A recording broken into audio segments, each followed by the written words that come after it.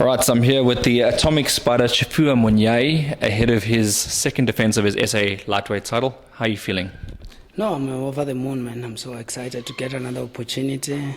In this COVID, it's tough for fighters, and getting a second opportunity to defend my title, it's a really great pleasure, and I feel like I really want to thank God for that. You're fighting another guy who's on the upcoming circuit. Obviously, a lot of us still talking about the big names, but all due respect to your opponent, how tough do you think this fight will be? I don't know how tough will it be, how strong will it be. That's the thing that is going to matter the most, because I've been training for quite some time. Like you know, as I keep on saying, when you're aging, you need to stay disciplined. It's not all about the hard working, it's about smart working. So at times you train too hard, you don't recover for the next session. So I've been in the game for long, got a lot of experience. I expect him as a young coming fighter, strong, to make it a game. So as you mentioned, as like an aging fighter, you obviously have to look after your body. And do you feel the effects of it now, like as you go down down to the bottom of the rounds? I think the more I'm staying in the gym, the better I'm becoming. For me, it's just surprised. Age is just a number at the moment, to be honest. Like the more I'm in the gym, the better I'm getting every day. I can see punches. That's the most important thing on my side. I can see punches coming from all angles. I can easily wave punches, Being the main event of the evening, you're going to have a lot of eyes on you, as usual. How do you feel about that? It's normal, man. I've been in the game for long. I've done this. So there's nothing new that really say sky is there for me. You know what I mean? But I just have to make sure that I defend my title and looking good. Like I said before, I don't just want to be in the game to win, like nganga. So I want to win looking good, like the previous fight. I hardly took punishment. Same thing here. So looking at him and his record, he's a strong fighter. By just looking at record, I've never seen him fighting or anything, but what I know is that he's a southpaw. But looking at his record, he's a strong fighter. That's what I can tell, because like his knockouts, he's knocked most of his opponents, and it looks like he weighs them out. Not like he's a one man who can hit you hard and you go down. It looks like he weighs his opponent out. Is there any dangers of your opponent being unknown, and does it affect your preparation, not knowing what's on its way?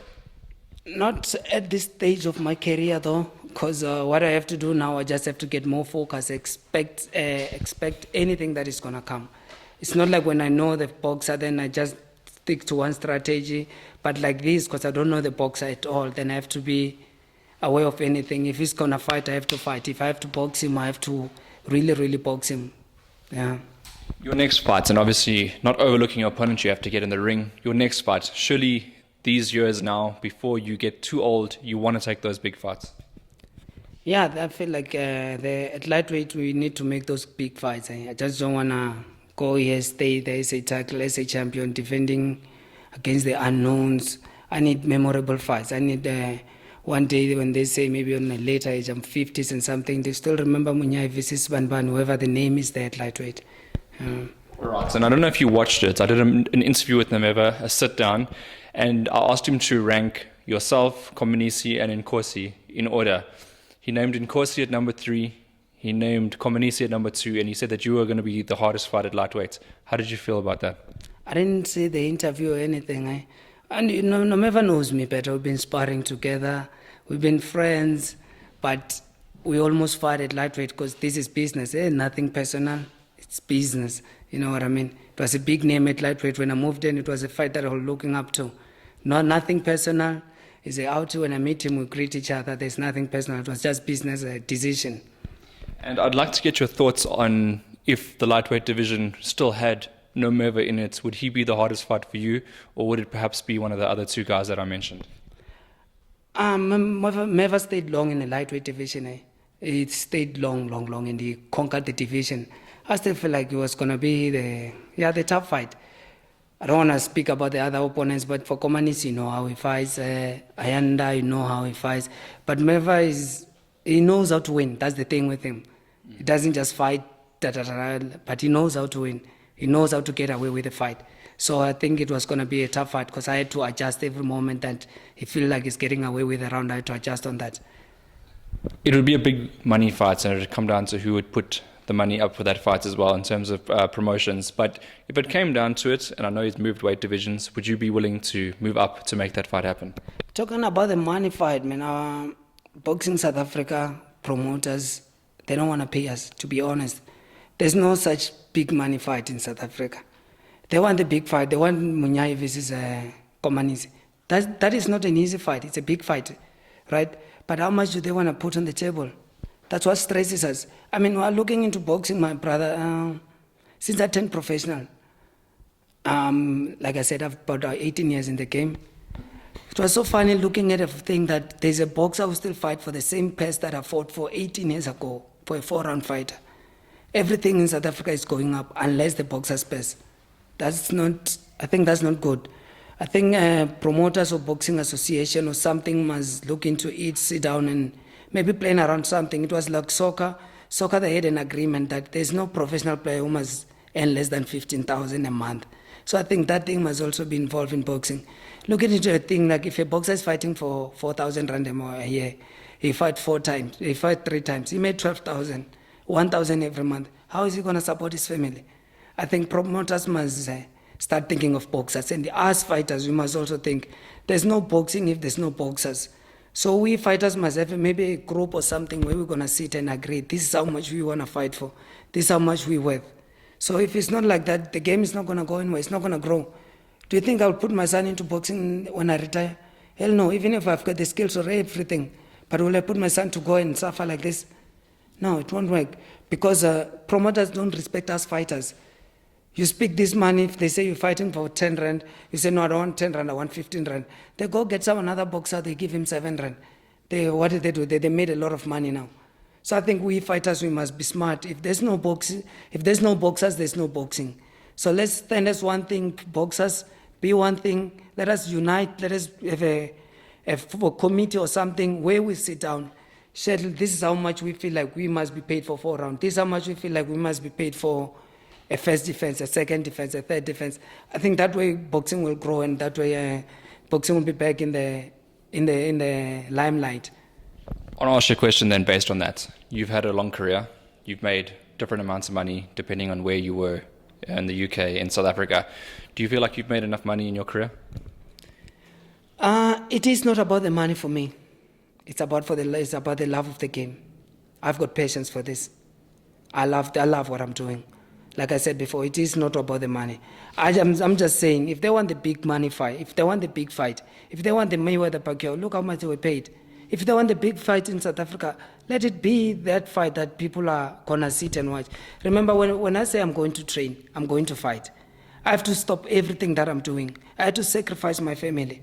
I have to spend money, petrol money, it goes up. What I eat changes. My diet, my supplements, everything changes. Just a month on its own when I'm training, I spend about 10, 12,000. Sneakers, I have to buy new sneakers for my running. You know what I mean? But the next thing, the promoter comes, pays you less than what you spend in your preparation. Business-wise, it doesn't make sense. So for me to be in the game is the passion, is the love of the game, is to redeem my name from those losses that I had, those 2 losses that I've had before. Do you think that's why boxers are taking very risky fights overseas? That's the main thing. Let me give you a thing. From my side, when I came back from the UK, the reason I say I've got patience for this, one round that side, I was paid something that I was, per round that side, I was paid something that I was fighting for here for 10 rounds or 12 rounds. You know what I mean? Just imagine 1 round, if I'm fighting for 1 round that side, this side they are paying me 1 round for 10 rounds. So that's how South Africans promoters, they are killing boxing. I think it's promoters who are killing boxing. Have you considered taking a risky fight as of late? I love my record. I love my record, but for money-wise, I don't think I'll really go take a losing fight. At the end of the day, we still have to leave after boxing, and more especially at my age. I don't have many more years in the game, and I want to take as less punishment as I can. So if the amounts came in that were adequate to put on a big fight, which one do you think it'll be next for you? In South Africa. Depend who's number one. Like I said, I want to fight number one. Like the next opponent is number one. I don't want to go in. It was I think I was supposed to choose now. Yeah. Then I gave him a chance because he's number one. And then after he loses, then it's gonna come number one, and just like that until I feel like I've done enough for the game. You know, I've done enough. It looks like it'll be Lusanda Kombinisi though. Next fight, let them put the big man. Let it be. There's nothing like this for me. Is like, do I still have it? Lusanda Kombinisi is gonna be more of a mind game. You know what I mean? Like a chess game, a true proper chess game, where you hit, don't get hit. All right. And do you have a message for your opponent if he's watching? Just be ready, boy. Bring the best that you can. I'm still gonna be the SA champion. That's it. All right. And then Tshifhiwa, lastly from you, thank you. Shout out for anybody. Thanks, thanks to you. Always a pleasure talking to you. I really wanna appreciate my wife, man. If it wasn't for her and all the sacrifices that she understand when I put through boxing, she understand when I say boxing is boxing first. I really wanna really appreciate her. It is a blessing to have a wife like her, and all my family, Knockout Legends, Spider Box Fit, my hometown, Makwarera, my church members, Charis Missionary Church. I really appreciate all the support that they're giving me.